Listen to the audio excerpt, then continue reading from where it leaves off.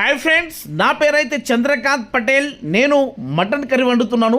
ఏ విధంగా మన ఫంక్షన్లలో గుమగుమ నోరుంచే mutton curry ఏ విధంగా ప్రిపేర్ చేస్తారో ఒకసారి వివరణ ఇవ్వడానికి ప్రయత్నం చేస్తా.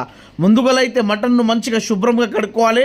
ఆ తర్వాత ఒక 50 కేజీల వరకు మటన్ ఉడకడానికి ఒక గంజు పెట్టుకుని అందులో నూనె, అదేవిధంగా అల్లం, వెల్లుల్లి, ఆ తర్వాత ఎండు మిరపకాయలు వేసుకొని ఈ విధంగా బాగా దాన్ని కలుపుతూ ఉండాలి. ఒక 2 నిమిషాల తర్వాత 5 నిమిషాల తర్వాత ఆ అల్లం వెల్లుల్లికి కింద అడుగు అంటకుండా కొద్దిగా నీళ్ళు వేసుకున్న తర్వాత పచ్చిమిరపకాయలు దాంట్లో వేసి బాగా కలుపుకోవాలి. కలుపుకున్న తర్వాత ఏదైతే నాకు కావాల్సినటువంటి 50 కిలోల మటన్ ఉందో దానికంటే ముందు ఈ అల్లం వెల్లుల్లి ఒల్లిలో మన పసుపు వేసుకొని బాగా కలుపుకున్న తర్వాత మటన్ తీసుకొచ్చి ఇందులో వేయాలి. నేనైతే 50 కిలోల మటన్ వేస్తున్నాను కాబట్టి ఇప్పుడు ఈ 20 కిలోలు, ఇంకొక 20 కిలోలు, ఇంకొక 10 కిలోల మటన్ తీసుకొచ్చి ఇందులో వేయడం జరుగుతున్నది. ఇందులో మటన్ వేసిన తర్వాత ఏదైతే మనకు అక్కడ ఫ్రెష్గా మామూలు మటన్ కొడుతున్నారు, నేను తీసుకొచ్చి ఇక్కడ మటన్ వేస్తున్నాను. ఇక్కడ వేసిన తర్వాత దీన్ని బాగా కలుపుకోవాలి. కలుపుకున్న తర్వాత మటన్ మొత్తం కలిసిపోతుంది.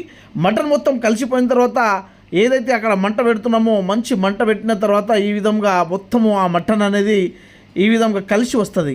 కలిసి వచ్చిన తర్వాత ఆ మటన్కు ఒక రంగు అనేది ఏర్పడుతూ ఉంటుంది, గోధుమ రంగు. ఆ తర్వాత మంచిగా ఈ విధంగా కలుపుతూ ఉండాలి. కింద అడుగు అంటకుండా మంచి మంట పెట్టుకొని ఆ తర్వాత ఒక 20 నిమిషాల పాటు ఈ విధంగానే కలుపుతూ ఉండాలి. కలిసిన తర్వాత ఈ విధంగా అయితే మిత్రులారా ఒక 1/2 అవర్ మంచిగా ఈ విధంగా కలుపుతూ దాన్ని ఒక 1/2 అవర్ వరకు ఇదే విధంగా మటన్ను ఉడకబెడుతూ ఉండాలి. ఏదైతే మటన్లో ఉన్నటువంటి వాటర్ ఉంటాయో ఆ వాటర్ వల్ల ఈ విధంగా ఆ మటన్ ఉడుకుతూ ఉంటుంది.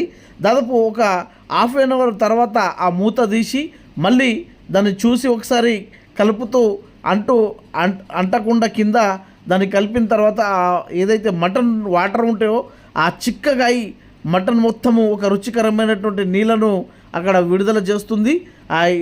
ఏదైతే మటన్ నీళ్ళు మీద వస్తాయో వచ్చిన తర్వాత మంచిగా కలుపుకున్న తర్వాత మళ్ళా మంట ఎక్కువ పెట్టుకొని మనకు కావాల్సినటువంటి ఏదైతే దానికి మటన్ ఉడికిందా లేదా అని చూసుకోవడానికి ఒక చల్లటి నీళ్ళలో ఈ మటన్ ముక్కలను వేసి ఈ విధంగా మనకు ఆ చేతుకు మంట కాకుండా అంటే చురుకులు తలగకుండా ఈ విధంగా ఉడికిందా లేదా చూసుకోవాలి. ఇప్పుడైతే మటన్ ఒక 50% వరకు ఉడికింది, మీరు చూస్తున్నారు ఇక్కడ ముక్కలు. అయితే 50% తర్వాత ఉడికిన తర్వాత మంచిగా ఇప్పుడు ఆ నీళ్ళల్లో కొద్దిసేపు మనము ఇంకా అంటకుండా ఒక 2-3 ఈ ఏదైతే గిన్నెల వాటర్ ఉంటుందో అది వేసుకున్న తర్వాత ఒక 20 నిమిషాల తర్వాత మనకు సరిపోయే ఎంత మనం ఒక 50 కేజీ మటన్ అనుకుంటే దాంట్లో ఒక 2 కేజీ కారం వేసుకోవాలి. ఆ తర్వాత కారం 2 కేజీ వేసుకుంటే దానికి మనకు సరిపోయే విధంగా 1 కేజీ ధనియాల పొడి కూడా వేసుకోవాలి.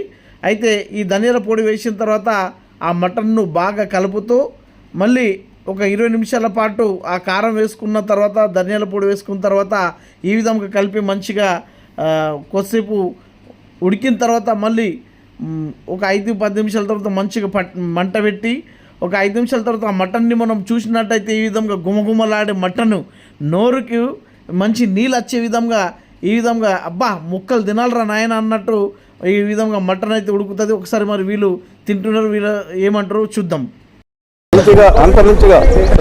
నిక్కల పైన ఓకేనా. కోలాపురి మటన్ తినిపించడం జరిగింది.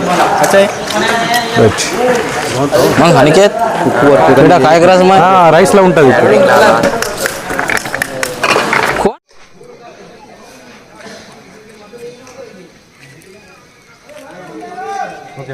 అయితే ఇక్కడ వీడియో తీయడానికి అయితే మన శంకరన్న వచ్చేసిండు. శంకరన్న వీడియో తీసిన తర్వాత రుచి ఏ విధంగా ఉండి టెస్ట్ ఏ విధంగా తిని చూసిండు. తిన్న తర్వాత మాత్రం సూపర్ కర్రీ బ్రహ్మాండంగా చేసినావు అని అన్నాడు.